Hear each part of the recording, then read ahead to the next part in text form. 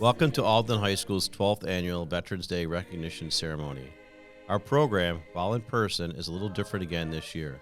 Because we are not able to bring the entire school community along with guests into the auditorium at once, we decided to pre-record most of the program so that we could hold 4 separate assemblies, one for each grade level, 9 through 12. Our keynote speaker, Vietnam veteran Steve Banko, and our musical performance groups recorded much of what you will see today at the Memorial Park in Buffalo. The one live portion of the program will be the recognition of our veterans in attendance at each assembly. We would ask that our audience members please stand and recognize our veterans as they are introduced. Please remain in place until all veterans have left the auditorium. Thank you again for being here today for what is always one of the best days of our school year. Happy Veterans Day to all of the veterans and their families. We are forever indebted to you for your service. At this time, please stand for the National Anthem.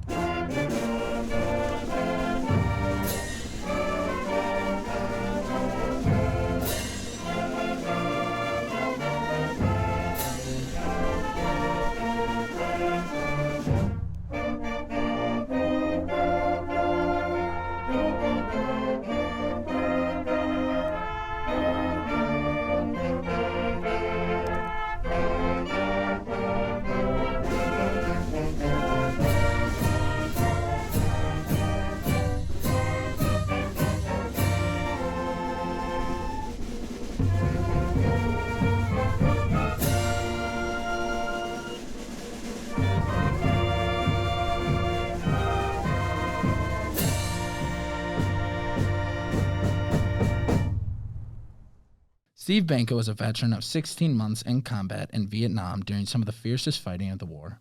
During his service, Steve was shot 4 times, wounded a total of 6 times, and earned the nation's 3rd highest award for heroism, the Silver Star. Mr. Banko has written extensively about his experiences in and after combat and has spoken to audiences across the nation. His writing has earned several national awards, and one of his speeches earned Speech of the Year designation by the magazine Vital Speeches of the Day. He is the author of 2 novels, one of which revolves around many of his experiences in combat. Steve's essays have won 2 national gold medals in the VA Festival of Arts, and one of Steve's poems dedicates the Western New York Vietnam Memorial at Naval and Servicemen's Park. Another one is etched into the granite of the West Seneca Memorial. He is also a member of the New York State Senate Veterans Hall of Fame. In addition to the Silver Star, Steve's heroism earned 4 Bronze Stars for Valor and 4 Purple Hearts.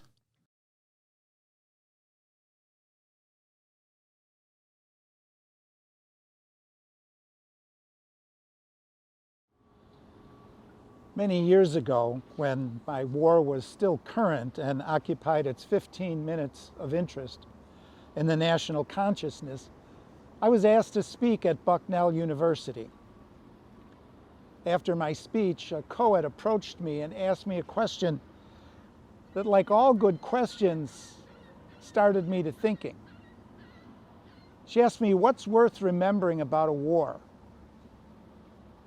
I asked her if I could get back to her in the morning before I headed back to Buffalo.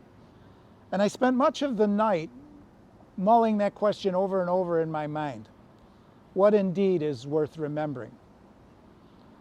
As fewer and fewer Americans attain a notion of national service, and even fewer of them will ever experience military service, the question becomes more legitimate and more important than it might have been those many years ago. The first step for the uninitiated might be to lay aside the romantic notions of antiquity. Roman poet Horace once wrote, "Dulce et decorum est, pro patria morti." It is sweet and fitting to die for one's country. Anyone who has served in a 20th or 21st century war might find that proposition a little hard to accept. Modern wars ask nothing of most, but exact everything from a few. Ernest Hemingway gave the poetry of antiquity a more modern slant when he wrote, "In the old days they wrote it was sweet and fitting to die for one's country.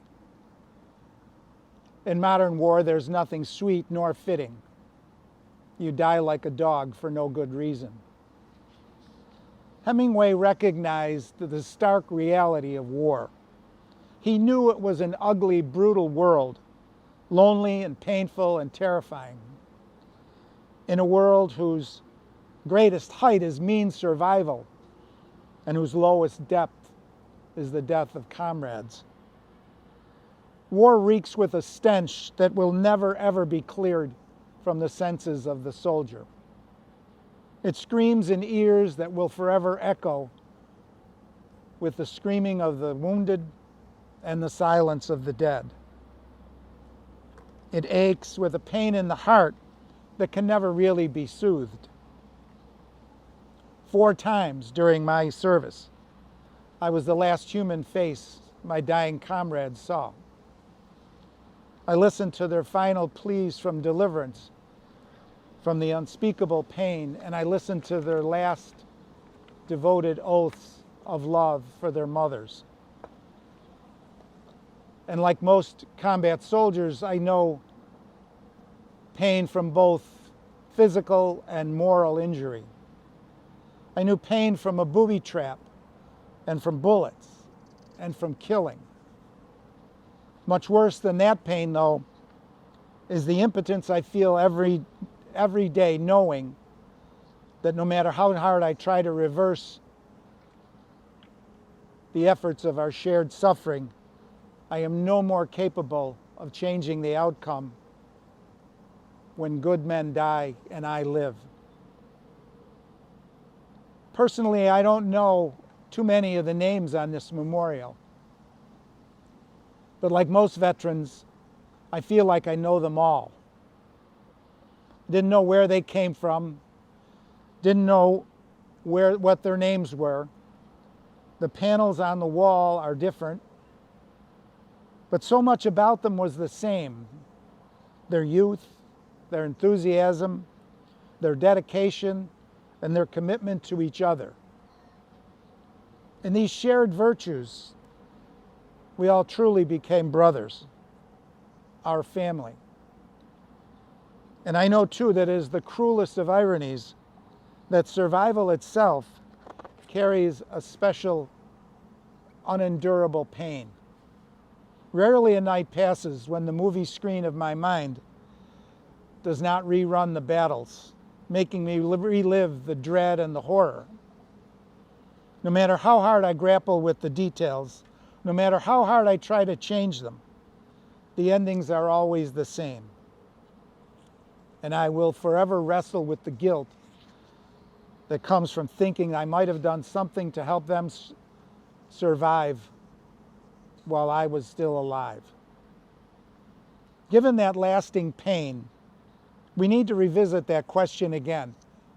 What's worth remembering about a war?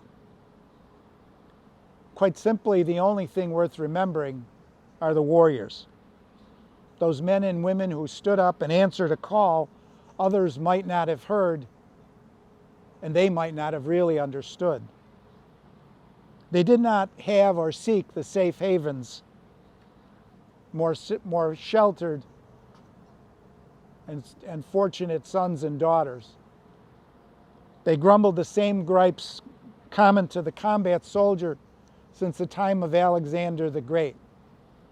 But when it came to time to put their ass on the line, they did. They served, they suffered, and God knows, too often they died. And when they did, they died not for honor or glory, not for the flag or apple pie, not for fame or conquest or cushioned seat in the kingdom of heaven. They died for what soldiers have always died. They died for each other. They died in an enduring act of love that must forever be live in our consciousness. Even as a nation, we're losing our sense of self-connectedness. One of the most pervasive myths of the battlefield is that it is the province of fear and hate and anger. But fear never made anyone leave a foxhole to go to the aid of a wounded buddy. And hatred never motivated a nurse to work through the night in a bloody operating room, putting together shattered limbs and shattered minds. And never did anger lead a man to share his last sip of water with a dying friend. Only love can do that. Only love will make a man risk his life for another. A man would not give up his life for $1 million, but they risked it willingly in Vietnam for nothing more than the knowledge that he came to help a comrade in need. And that hurts us. God, how it hurts us. But we must remember these 5 decades later, because it would hurt so much more if we were to forget. And that's what we remember when we remember war. We remember who we were, what we did, and most importantly, how much we loved each other.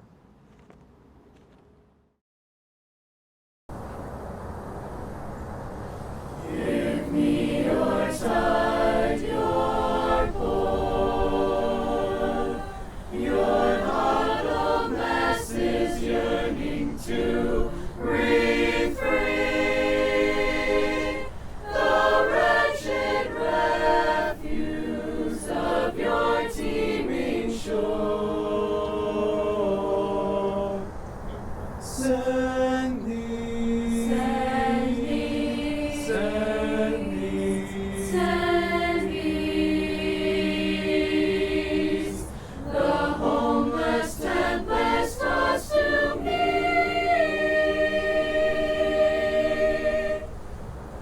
I lift my lamp, I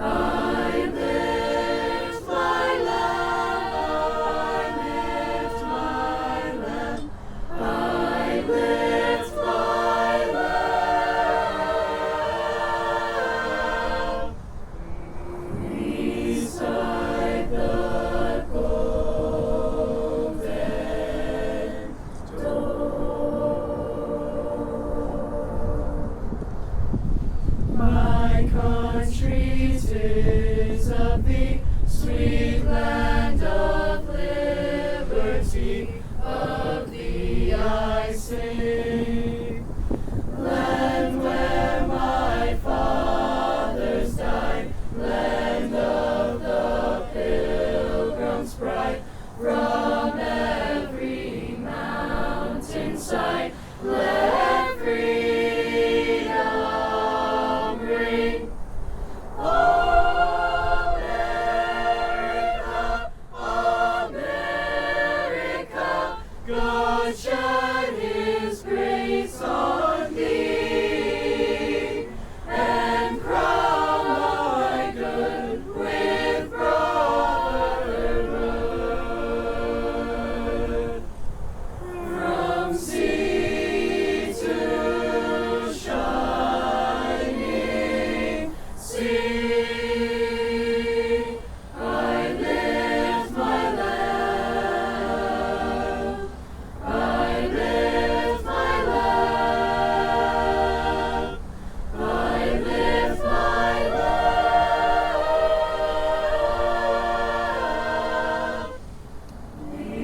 beside the golden door.